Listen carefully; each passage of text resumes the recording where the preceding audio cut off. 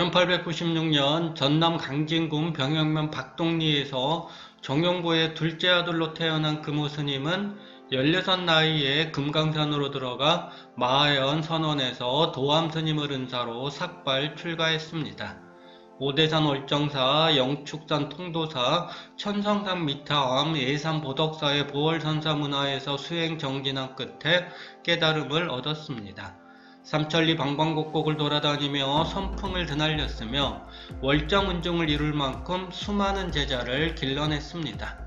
금오 스님은 제자들에게 늘 첫째도 참선이요, 둘째도 참선이요, 셋째도 참선이라고 강조했습니다. 오는 사람을 막지 않고 제자로 받아들였지만 출가한 제자들을 혹독하게 수행시켰습니다.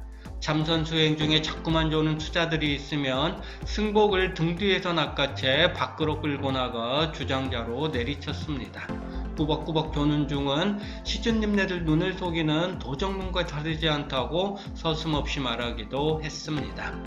수행자로서 금오 스님은 하심을 기르기 위해 거린으로 생활한 적도 있습니다. 직접 거린들의 움막을 찾아 출가한 수행자라는 암안을 성두리째 뽑으려고 했습니다.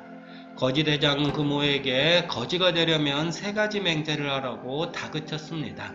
밥은 찬밥이든 쉰밥이든 먹다 남은 밥이든 누른 밥이든 가리지 않고 먹는 게 첫째 맹세였고, 옷은 달아지고 찢어져서 속살이 삐져나와도 가리지 않는 게 둘째 맹세였습니다. 잠은 논둑이든 밭둑이든 다리 밑이든 가리지 않고 자는 게 셋째 맹세였습니다. 거지로서 삶을 온전히 받아들여야 거지로 살 수 있는 셈이지요. 그날부터 금오 스님은 장타령을 하며 거지들과 함께 구걸하고 함께 먹고 함께 잠자는 거지 생활을 시작했습니다. 말 그대로 살아있는 참선 수행이었습니다.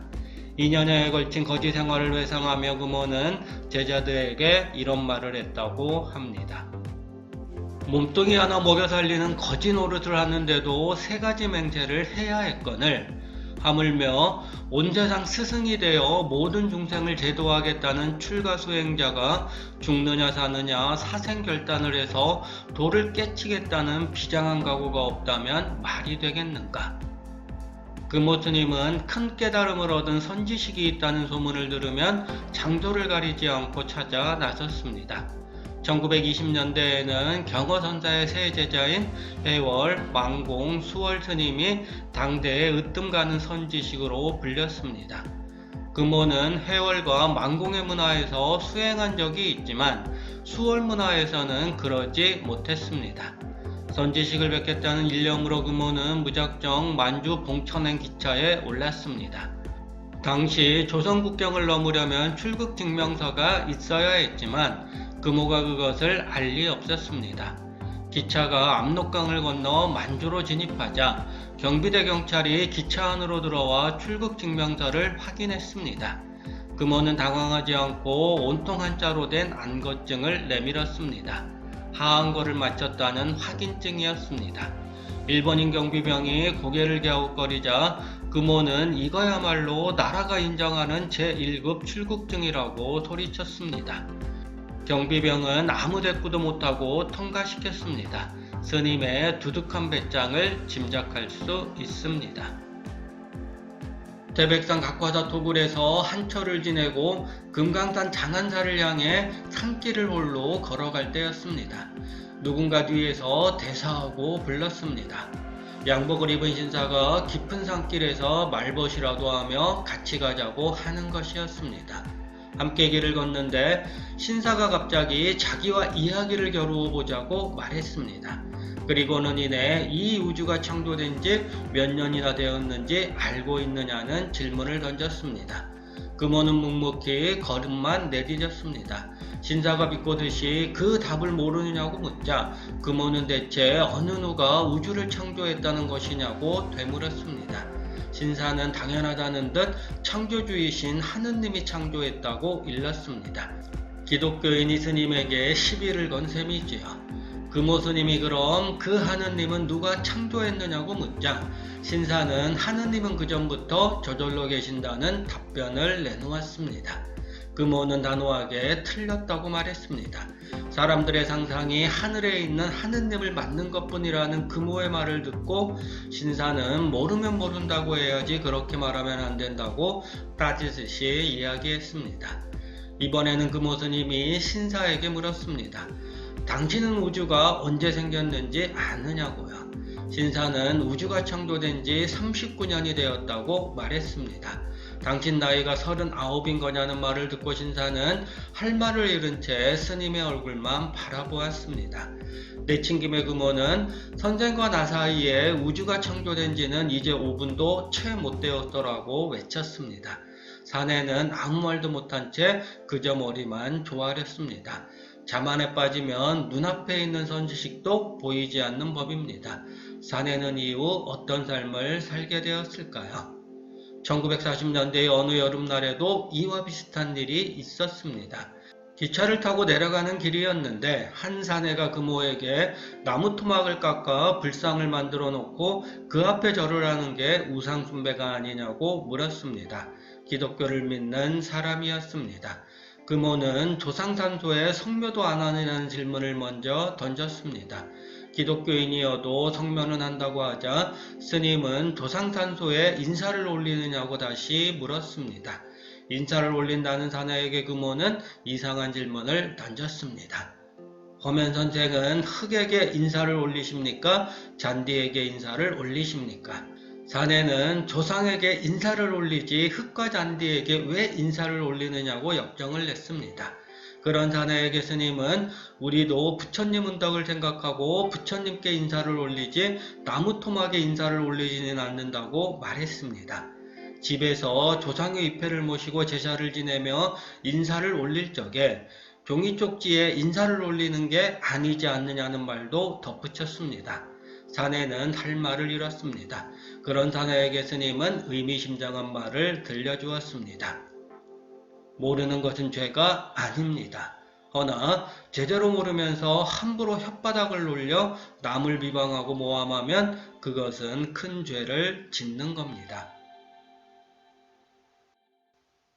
금오 스님은 늘 수행자로서 참선 수행을 게을리해서는 안 된다고 강조했습니다. 그에게 남다른 점이 하나 있었는데 걸망이 유달리 무거웠다는 점입니다. 걸망 안에 늘 무거운 천막을 넣고 다녔거든요. 하안거와 동안거를 마치면 금오는 북으로는 함경도 서광산에서 남으로는 전라도 복일도까지 팔도강산을 정처 없이 돌아다니며 수행에 전념했습니다. 행각을 하다가 해가 지면 곧바로 근처 솔밭이나 모래언덕 밑에 천막을 치고 하룻밤 용맹정진을 했습니다. 언제 어디서나 참선 수행을 할 수 있도록 만반의 준비를 한 것이지요. 특히 충남 안면도 백사장 솔밭에서 여러 번 천막 생활을 하며 참선 수행했다네요. 어느 해 겨울에는 제자인 얼서 얼초를 데리고 지리산 천왕봉 아래까지 올라가 혹심한 추위와 거센 눈보라 속에서 천막을 치고 밤새도록 수행하기도 했습니다.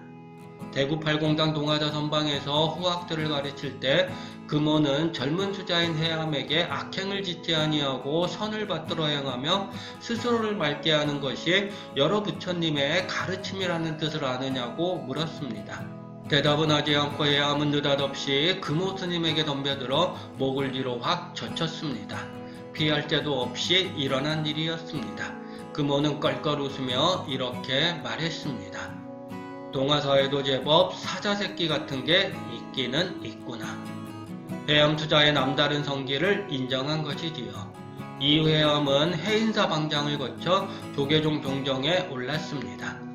금오 스님은 불교정화운동을 하며 잠시 조계종 총무원장 자리를 맡은 적이 있습니다. 직책은 그것을 맡은 사람의 행동을 끊임없이 제약합니다. 스님은 세상에 못 쓸 것이 중감투라고 말하며 총무원 떠날 궁리만 했다고 합니다. 사방을 돌아다니며 마음껏 성지를 펼치고 싶은 마음이 얼마나 컸을까요? 하루는 제자 범행이 냄새가 지독한 노래기를 언급하며 노래기를 먹고도 눈 하나 깜짝 안 할 정도라야 감투를 얻을 수 있는데 스님이야 오죽하겠느냐고 말했습니다. 금오는 맞장구를 치며 어찌하면 좋겠느냐고 물었습니다. 범행 말고 월탑이 나서 자기 같으면 사표 쓰고 산속으로 내려가겠다고 말했습니다. 금오 스님은 어떤 선택을 했을까요? 그날로 총무원장 사표를 쓰고 산속으로 들어가 버렸습니다. 두 번 다시 못 쓸게 중감투라는 말을 남기고요. 금오 스님은 한국 불교의 덕순상맥을 이끌었습니다.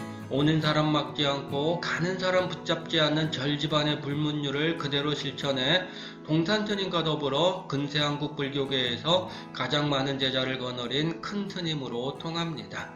누구나 받아들였지만 아무나 그 안에서 깨달음을 얻지는 못했습니다. 더위와 추위를 가리지 않고 언제 어디서나 참선 수행하는 그 마음을 온몸으로 실천해야 했으니까요.